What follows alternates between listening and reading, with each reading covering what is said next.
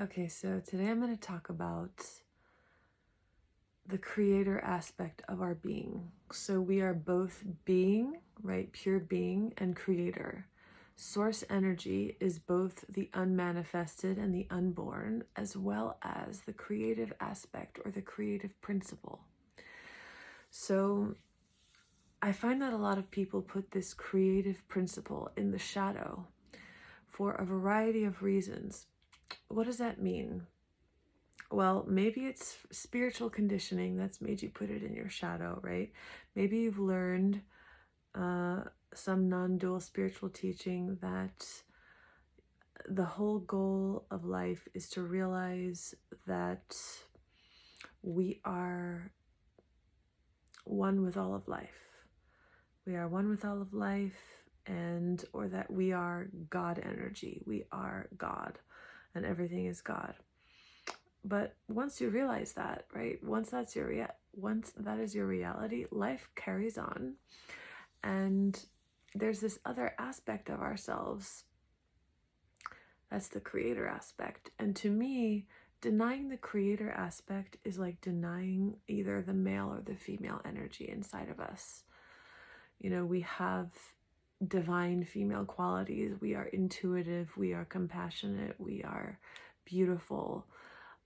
We receive information, we're receptive, we're in harmony with the cycles of nature, and we have, and you know, in some cultures, the divine principle is the chaotic principle, right? The chaos of feeling and sensation, and the male principle is structure and the ability to carry out plans and direction, right?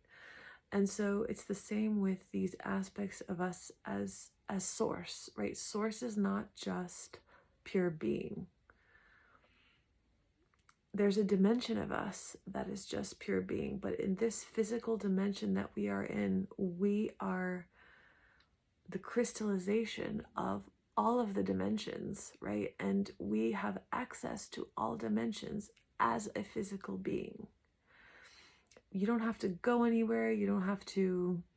There's nothing to do to go back into any dimension. They are all here. One must only become aware of them. And how do you become aware of them? By expanding your awareness, by disidentifying from not only the ego, but maybe even the observer and the soul perspective, and having a free-flowing vantage point that has the fluidity to move between perspectives. But it's important to discuss like this creative aspect. I love to talk about the masters around the world who manifest things before their eyes. In the book, in the series of books, The Life and Teachings of Masters of the East, they, this group of people go and visits with them, and they go on these long journeys where they go through the Himalayan mountains without provisions, without money, and the masters, they manifest the bread and the food and even the money just whenever they are needed, because they know that they are the substance that creates universes, and so surely they can create bread. They also preserve their bodies for sometimes thousands of years, and that might not be something that you are interested in, but I like to give equal energy to both this idea of just pure being in the present moment. It's not purely feminine. It's not only receptive, because there is a radiating quality, but eventually, if you were to spend your whole life in that kind of a meditation or in that kind of a state of being, it wouldn't stay like that forever unless you tried to force it, because life is both being and becoming. It's both the unmanifested and desire. It's both. So don't put desire in the shadow. Don't put creation in the shadow. The demonstration of the ability to create. What is the value? Some people say that this creator aspect is just about controlling reality or manipulation, and I completely disagree. I believe that any demonstration of yourself as being source, whether it's you are embodying being, right, and you're in that energy of pure being and the bliss of being, that demonstration makes minds more available to God, right? The same thing with demonstrating manifestation. That makes minds available to God, because if what creates violence is the idea that we're separate and that we have to survive and that we have to fight for anything, that's what creates violence in this world, then wouldn't it just logically follow that us realizing ourselves as creators would minimize violence? Because the only thing that made me violent to begin with was the idea that I was some unworthy, shameful, guilty being, unworthy of being taken care of, right? That's why I would lash out. So if I know what I am, and I know that I can manifest the bread or the money or whatever, then who is there to fight against? Who is there to hate? Right? Everybody that can realize themselves, that can get to a level where they truly realize themselves as a creator, it reduces violence in the world. It promotes peace, it promotes love, it promotes freedom, because you are demonstrating and therefore giving the human brain that might be just a being identified as a brain in a body, you are giving them the experience of, oh my goodness, that being doesn't seem to follow the rules of this human game, right? The rules of effort, the rules of trying hard, the rules of laboring.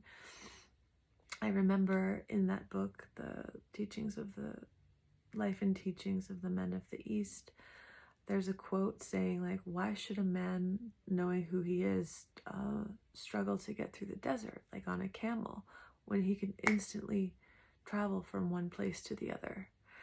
And so some people, these examples that I'm giving might seem lofty, but my strong recommendation is to not put things like bilocation or instant manifestation, or don't put anything on a pedestal or make it separate from you.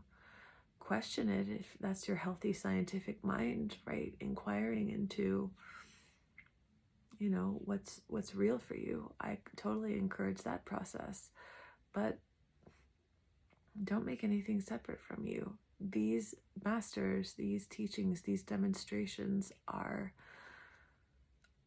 gifts, and it's important that we embrace the creative aspect of ourselves. In my opinion, that is why a lot of people who realize, like, being okay with what is and everything, they still feel heavy and resigned to me. Many of them, not all of them, many of them do, because they're rejecting another part of themselves, which is this expressive part, this part that wants to come into the individual expression. Ego death does not equal the end of an individual. It does not equal the end of desire. It equals the end of desires that make you suffer, because you can't suffer if you know that you're God and you know that every desire is a desire from source, from yourself, that is looking for expression. There's no suffering there. So what is there to transcend? Right? The only thing to transcend is the idea that you're separate from God. The idea that you're separate from God. And one of the ways to do that, one of the aspects in which that expresses, is the ability to acquire, the ability to manifest, to have a desire and have it play out. That feminine quality of receiving the desire and the masculine quality of building it, of carrying it out. And it's not that you, a separate self, is building it and carrying it out. It doesn't feel that way when you know that when you are realized as God. These things feel the same. Your will and God's will feel the same. So don't put desire, do not put creation in your shadow. It's part of you. It's a very big part of you. Desire is nuclear energy. Desire is what creates evolution.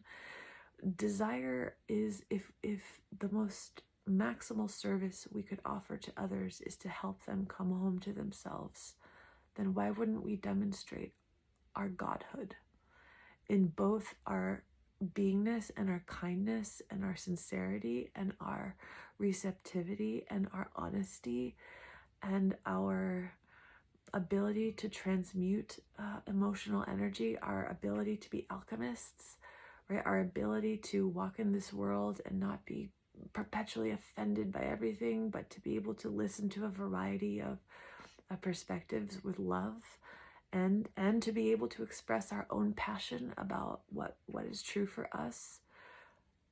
That, and also creating things, building things, right?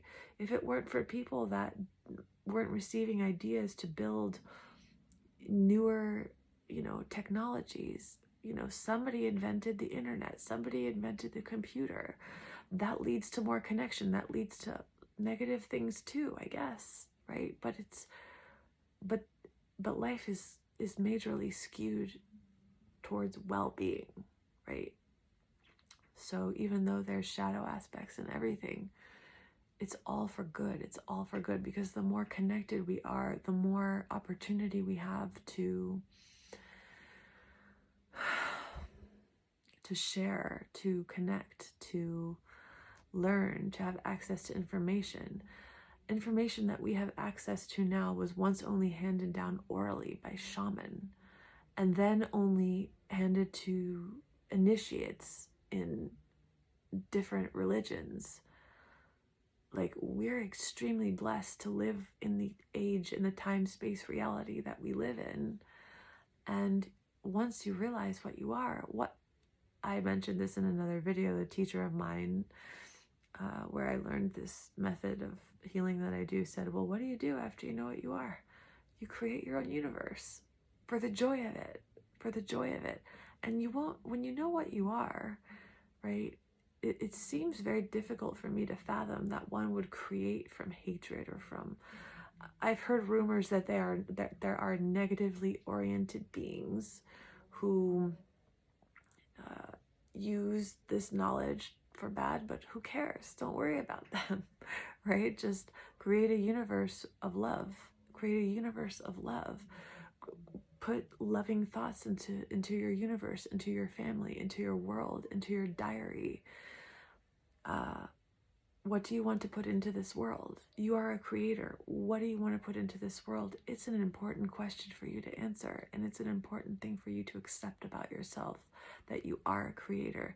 Because if you deny the creator aspect of yourself and you just go with the be okay with what is, what you're going to do is, if you don't take hold of creation, right? If you don't press yourself into reality and be present to and stop the momentum of your conditioning, right? So that means not merely observing the wheel of conditioning, but literally pushing your energy into the mind so that the momentum gets diffused and slowed down and turned around. If you don't do that, you're just going to be observing your old conditioning playing out, and then you're just going to be perpetually accepting what is. Watching violence play out and accepting it. Watching negative momentum play out and then accepting it. So that seems like a very silly back and forth thing. And the reason why it creates a pattern of stuckness is because it's not balanced.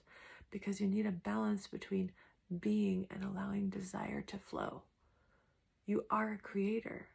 You are a creator. The dimension and the pool of being is a dimension of refreshment. It's a dimension of, the way that I work with that is I bathe in it. I bathe in it so that that's where I create from. I want to be so merged with